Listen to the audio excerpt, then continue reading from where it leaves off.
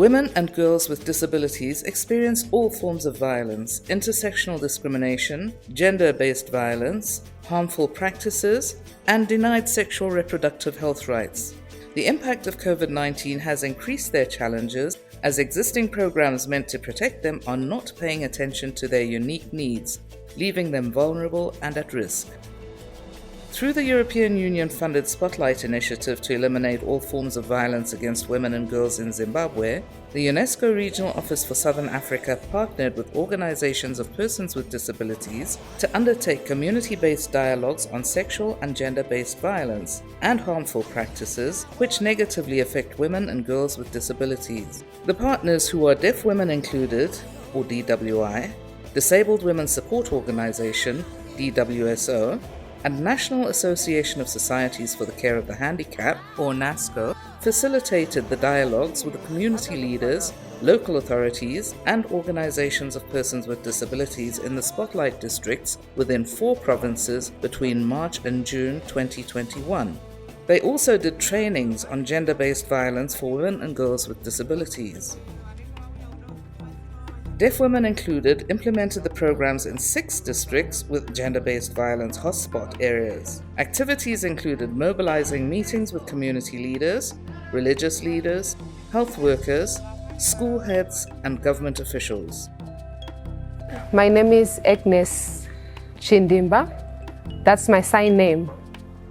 We have seen that there are a lot of cases of gender-based violence, and also wanted to build community awareness for the community leaders so that if there's any case, they know how to support women and girls with disabilities. For example, pastors, chiefs, the councillors, everybody, all the different community leaders in the hospitals, in the schools, the police, the clinics. We all wanted to make sure that these community leaders, they are aware and they also understand how to provide services to women and girls with disabilities in their communities, especially those who experience gender-based violence. So it was this awareness program. And in these 6 areas, we also did trainings on gender-based violence for women and girls with disabilities. One of NASCO's implementation goals was to increase knowledge and improve access to sexual reproductive health rights services and the strategies needed to prevent and protect women and girls from all forms of abuse. My name is Henry Masaya. I'm the acting director of National Association of Societies for the Handicapped. We believed that talking to the women and girls only with disabilities without talking to the gatekeepers would not promote the spirit of inclusivity. In Zimba, we met some gatekeepers, community mobilizers, community-based organizations like the churches, support groups of people with disabilities, and together we went through the issues concerning gender-based violence, harmful practices, sexual and reproductive health rights. Disabled Women's Support Organization, or DWSO, rolled out the program in 6 districts and 2 provinces, among them Hopley and Epworth. I'm Senator Joyce Timire, representing persons with disability in Parliament of Zimbabwe. In some areas, we found out that there are people with disability who are still hidden. So can you identify the homestay? They will tell you, I can't. Because if I say it, I'll be killed. You can see these people are living in fear. But there's something which they want to say, but they cannot say it. Even if there is an abuse in the home, for those who are not hidden, they cannot say it. We traveled across the 4 provinces and documented the stories of Chennai, Ndaka, Rumbi, Faith, and others. The lack of information accessibility to disabled survivors of gender-based violence on how to report cases is causing communication barriers in receiving post-violence services. Chennai has Down syndrome. She was sexually abused by her cousin every day for over 2 years, and she could not report as the same cousin who was supposed to be her protector became the perpetrator and cause of her misery. He took me to my grandmother's toilet. I told him that I had to go back and attend to my niece. Then he started putting on a condom. I was surprised by that. Then he raped me. Some people are saying this was planned. Why would we plan to take away the girl's dignity? Although the family and community knew about this abuse, no one had the guts to report it, since the channel to report starts from the very same perpetrator. I used to take care of his children. They would plead to come and live with me.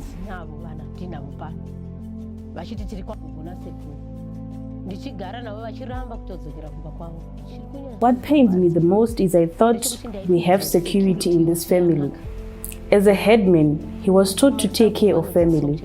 As a CCW, he knows how to take care of children. Ndinonzi kansela Tsitsikaja wezvimba RDC. Kana paine paya chakagarirwa nyenga People sitting on this case have to be answerable. This is abuse and harmful to girls.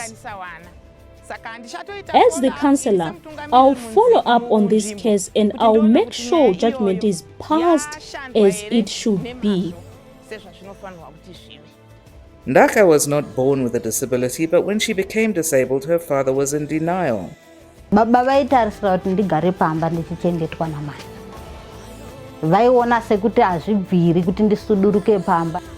Ndaka's wedding was the talk of the village after she married her childhood friend and neighbor. Her in-laws did not make it any easier for her, but she knew her rights.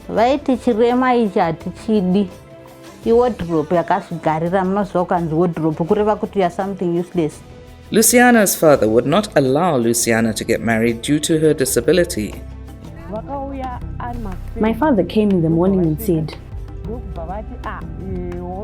"Who is that with you?"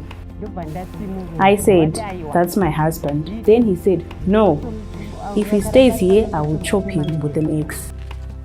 The inability of women and girls with disabilities to access legal protection due to inaccessible services has seen most cases of abuse go unreported.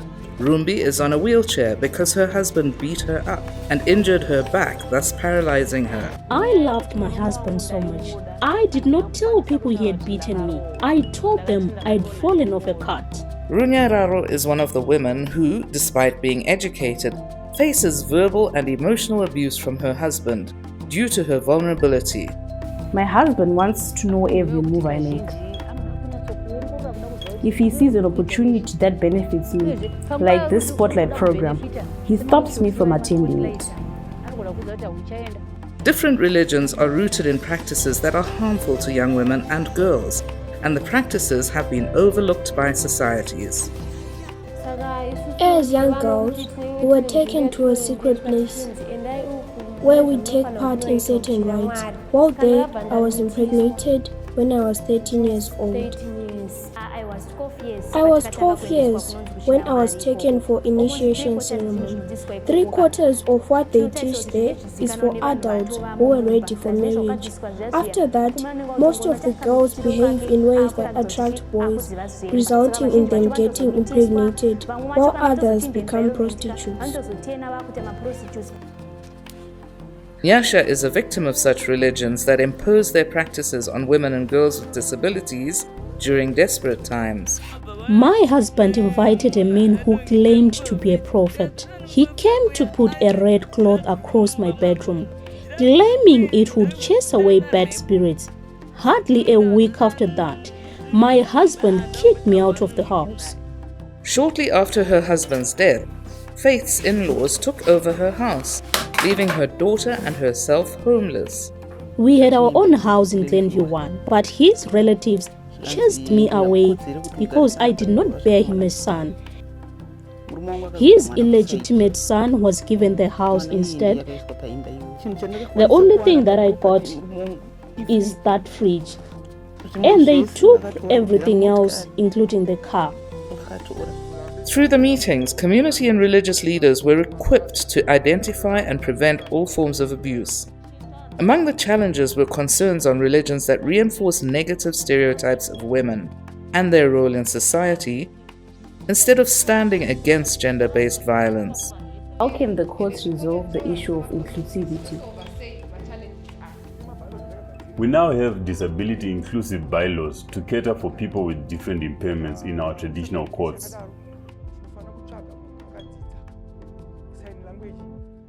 We invite experts such as professional sign language artists, and such cases are presented in special courts. Pastor Nyamayaro obtained new knowledge on how to prevent cases of gender-based violence in churches and in their communities.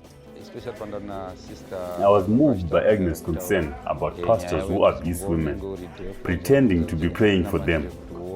This matter should not be ignored. It deserves immediate attention. There are gaps on the referral pathways for survivors of gender-based violence, as some critical services are absent at health institutions, resulting in most survivors being neglected. We assist people with physical disabilities, but there is no provision for counseling deaf people. Every month end we fill in a form compiling GBV cases and age groups. Unfortunately, there is no section for disability cases on the form. The stakeholders sensitization workshop highlighted some of the challenges faced by women and girls with disabilities in accessing gender-based violence services due to lack of information and the strategies needed to prevent and protect them from all forms of abuse. Communities may exclude people with disabilities from accessing different services because of ignorance. As stakeholders, it is our duty to educate communities on the available services for people with disabilities. Every year, the government allocates a grant to the disability body. But when you do not claim it, this is when the ministry has a surplus. There are procedures to access these funds. That's why there is need for awareness campaigns on where to access the services. The rights of women with disabilities regarding sexual reproductive health are usually compromised by society, religions, and cultural practices. Societies perceive that people with disabilities should not get married, while others say they should not have children. I remember when my husband was told that he would be jailed if he impregnated me. People forget I have rights to a family too. This is our challenge from the home to the community. A sensitization workshop initiated the process that led to the participation of women and girls with disabilities in legislation and policy-making processes. It is your right to have identity registration. It is your right to have food. It is your right to have shelter. We must know our rights. DWSO conducted interactive training sessions that empowered women and girls with information on gender-based violence and harmful practices issues that affect them. The sessions increased knowledge on how to access gender-based violence and sexual reproductive health services, especially during this period of the COVID-19 pandemic we're in. Is there anyone who remembers what we have learned today? We have learned that we have the right to say no to non-consensual sex. We have the right to access sexual reproductive health services. Another problem is that children with disabilities are not going to school. They are hidden in homes. Through the program, communities have taken it upon themselves to become gatekeepers and advocates for change. We must identify houses in our community that have children with disabilities. We must watch over them and treat them as our own children. I have learned a lot. I am going to initiate a dialogue with my community so people may know that persons with disabilities are just like everyone else. If they face abuse, they must be given the same services that everyone else is receiving. The government of Zimbabwe appreciates the support and the approach taken by the EU-funded Spotlight Initiative program in Zimbabwe to end gender-based violence against women and girls in our communities. We have a victim-friendly unit at the police stations. and they assist women who face gender-based violence. My wish is for Zimba district to have 0 cases of GBV. GBV.